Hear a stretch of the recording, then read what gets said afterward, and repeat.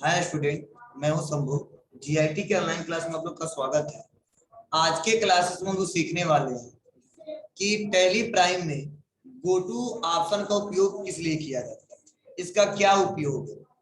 तो अगर इससे पहले मैं बात करूं टैली प्राइम और टैली ERP9, तो टैली ERP9 में जो गो टू ऑप्शन है वह नहीं दिया गया, लेकिन जो हमारा टैली प्राइम है वह गो टू ऑप्शन दिया गया, क्योंकि गो टू ऑप्शन का इस्तेमाल करके हम अपने काम को और भी आसान बना सकते हैं। जैसे अगर हम किसी पार्टिकुलर ट्रांजैक्शन पे काम कर रहे हैं और काम करने के बाद अगर किसी डाटा को हमको देखना होता है तो हमको बैक जाके और एक एक करके ट्रांजैक्शन को देखना पड़ता है और तब हमको प्रिंट करना होता है। लेकिन अगर किसी पार्टिकुलर ट्रांजैक्शन को हम लोग कर रहे हैं और वहीं से कोई रिपोर्ट हमको चेक करना है, उस कंडीशन में गो टू ऑप्शन का प्रयोग बहुत ज्यादा किया जा सकता है। जैसे हम टैली को ओपन करते हैं और ओपन करने के बाद दो चार एग्जांपल आपको मैं बता रहा हूं। मैं अपने कंपनी को ओपन कर रहा हूं।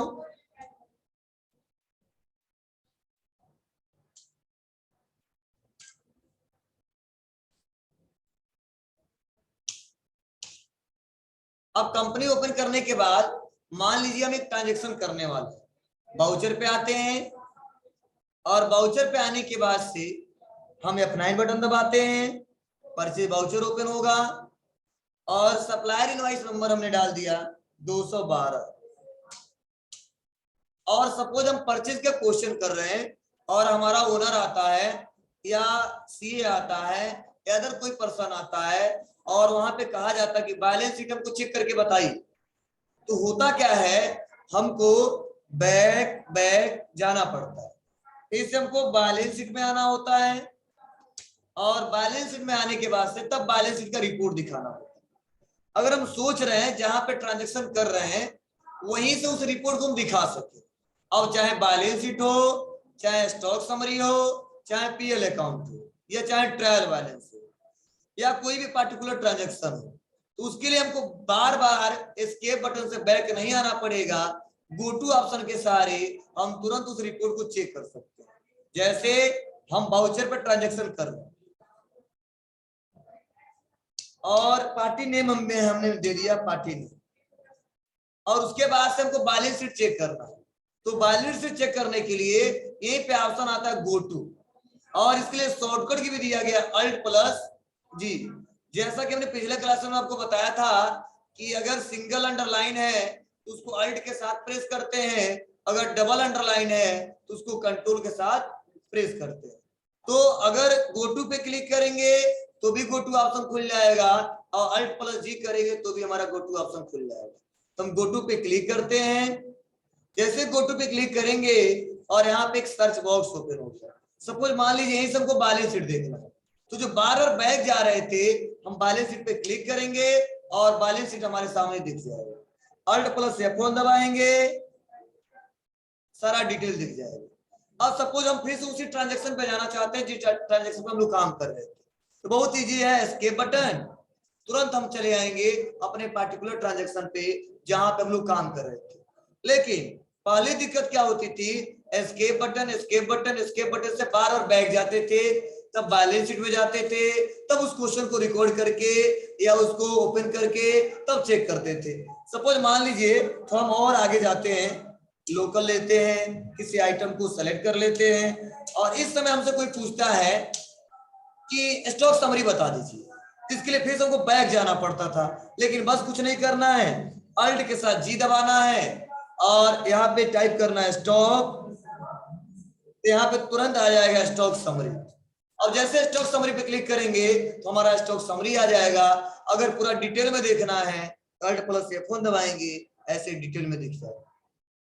फिर से अगर हम फिर से उसी ट्रांजैक्शन पे जाना चाहते हैं तो बैक जाएंगे, एस्केप बटन दबाएंगे, फिर से उसी ट्रांजैक्शन पे चलेंगे। इस प्रकार अपने कंप्यूटर में टैली प्राइम में जो भी हम लोग वर्क किए हैं और किसी पार्टिकुलर ट्रांजैक्शन में हम लोग काम कर रहे हैं और तुरंत जंप करके किसी रिपोर्ट को चेक करना है या प्रिंट करना है तो हम आसानी तरीके से प्रिंट भी कर सकते हैं। अब प्रिंट करने का प्रोसेस भी बता दे रहा हूं। सपोज मान लीजिए Alt+ मैंने जी किया और जी करने के बाद हम डे बुक पे आते हैं और डे बुक पे आने के बाद से बहुत सारे हमारे ट्रांजैक्शन, अब किसी पर्टिकुलर ट्रांजेक्शन को प्रिंट करना है। चलिए मैं सेल वाउचर ले लिया और बस करेंगे अल्ट के साथ पी और करेंट प्रिंट करेंगे और यहाँ से प्रीव्यू देखना है, प्रीव्यू देख लेंगे और अपने रिक्वायरमेंट के हिसाब से अगर इसको प्रिंट करना है यहाँ से प्रिंट भी कर सकते हैं। अब प्लस पॉइंट क्या होगा, ऐसा नहीं कि फिर हमको बैक जाना पड़ेगा, एक बार एस्केप बटन दबाएंगे फिर से उसी पर्टिकुलर ट्रांजैक्शन पे आ जाएंगे जहां हम लोग काम कर रहे थे। ये तरीका है कि कैसे हम लोग गो टू ऑप्शन का प्रयोग कर सकते हैं। तो यह टैली ERP9 में ऐसा फीचर नहीं दिया गया है, टैली प्राइम में दिया गया है, जिसका प्रयोग करके हम आसानी तरीके से किसी भी रिपोर्ट को चेक कर सकते हैं।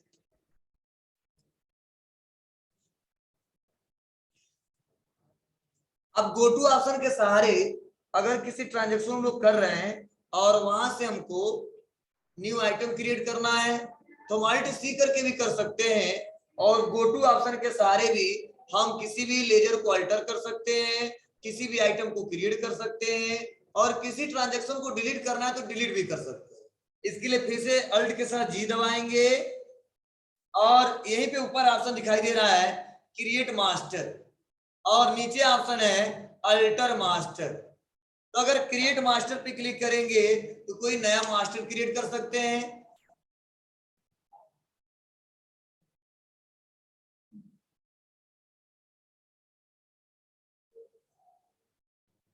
तो उसके लिए देखिए जैसे हम Alt G किए और उसके बाद से क्रिएट मास्टर पे आए तो सारे ऑप्शन आ गए, अकाउंटिंग मास्टर, इन्वेंट्री मास्टर। अगर कोई हमको आइटम क्रिएट करना था आइटम पे क्लिक करेंगे और आइटम क्रिएट कर सकते हैं। अगर मान लीजिए पहले से हमारा कोई मास्टर क्रिएट है, अगर उसको अल्टर करना है तो बस Alt G करेंगे और अल्टर मास्टर पे आएंगे और ग्रुप चेंज करना है या लेजर में कुछ चेंजिंग करना है या स्टॉक आइटम में चेंजिंग करना है, जहां पे चेंजिंग करना है, सपोज मान लो लेजर में चेंज करना है तो लेजर पे क्लिक करेंगे, एसर इंडिया प्राइवेट लिमिटेड पे आएंगे और सपोज इसमें हमको कुछ चेंजिंग करना है तो चेंजिंग करने के लिए हम आसानी तरीके से सपोज यहाँ पे लखनऊ हमने कर दिया पटरौना, तो आसानी तरीके से चेंज भी कर सकते हैं, कंट्रोल लेकर के सेव भी कर सकते हैं। बैक जाएंगे फिर उसी ट्रांजेक्शन पे चले आएंगे। उस कंडीशन में हम लोग सबसे ज्यादा इस्तेमाल करते हैं गो टू ऑप्शन।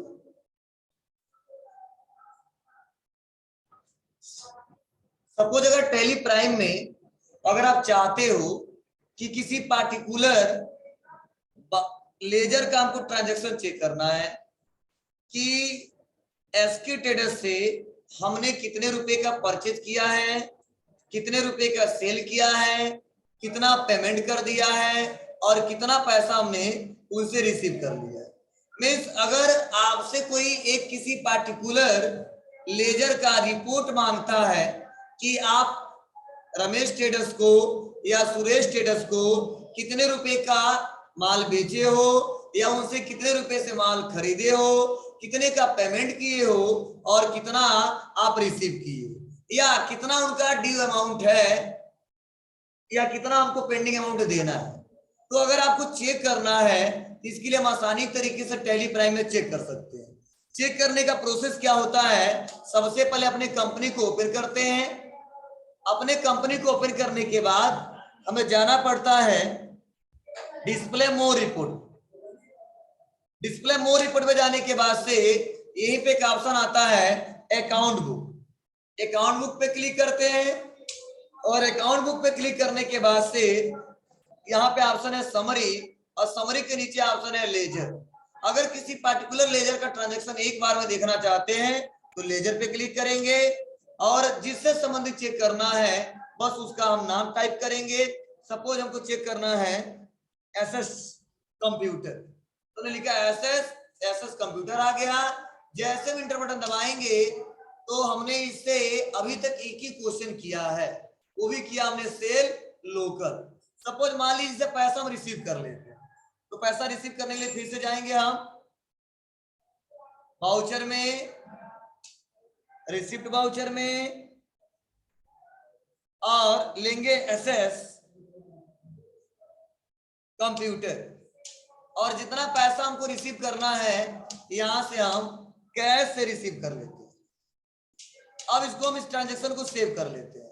अगर फिर हम चेक करें बैक आते हैं डिस्प्ले मोर रिपोर्ट पे आते हैं और अकाउंट बुक पे आते हैं, लेजर पे क्लिक करते हैं और सर्च करते हैं एसएस कंप्यूटर। जैसे इंटर बटन दबाया तो अब यहाँ पे बताया जा रहा है कि एक हमने ट्रांजेक्शन किया है वो सेल का किया है, दूसरा ट्रांजेक्शन किया है वो हमने रिसीव का किया, प्लस आपको बताया भी जाता है कि सेल आपने कितने रुपए का किया है। यहाँ पे बताया जा रहा है 1,43,252 रुपए का सेल किया है, फिर से उसमें आपने 1,43,252 रुपया रिसीव किया है। तो यहाँ पे जैसे हम आते हैं करेंट टोटल पे तो डेबिट साइड और क्रेडिट साइड दोनों का बैलेंस बराबर हो गया, इसीलिए इनका क्लोजिंग बैलेंस 1 भी रुपया नहीं बताया जा रहा। सपोज अगर मान लीजिए हम खरीदे थे 1,43,252 रुपए का और हम पेमेंट किए 1 लाख रुपया, तो यहाँ पे पेंडिंग अमाउंट बताता 43,252। अगर ऐसा चेक करना चाहते हैं इसके लिए फिर से हम बैक करेंगे और बैक आने के बाद से हम आते हैं डे बुक पे और डे बुक पे आने के बाद से जो भी हमने रिसीव्ड का क्वेश्चन किया है उसको हम डिलीट कर देते हैं या उसको हम अल्टर कर देते हैं इंटर और इसमें ले लेते 1 लाख रुपया।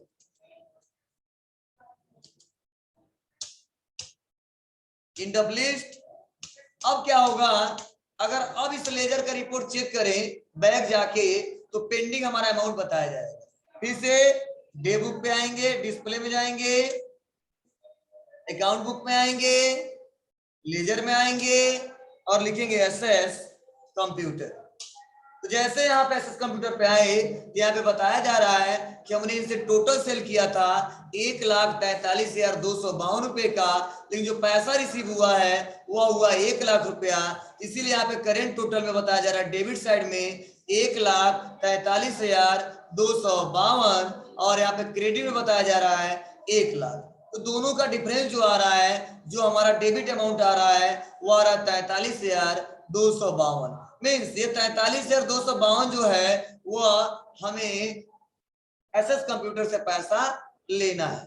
तो अगर हम कहीं पे काम कर रहे हैं और किसी पार्टिकुलर लेजर के हिसाब से ऐसे ट्रांजैक्शन चेक करना है कितना पैसा लेना है या कितना पैसा देना है, तो आसानी तरीके से हम लोग लेजर ऑप्शन के सहारे चेक कर सकते हैं। किसी कोई कुछ क्वेश्चन पूछना पूछ सकता है इसमें।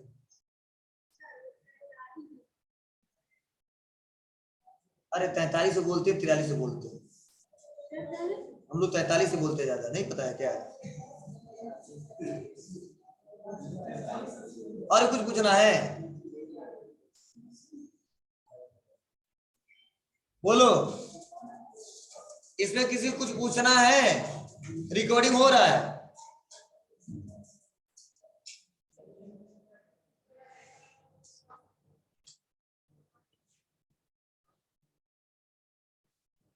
तो चलिए आज के लिए इतना ही रहने देते हैं हम लोग।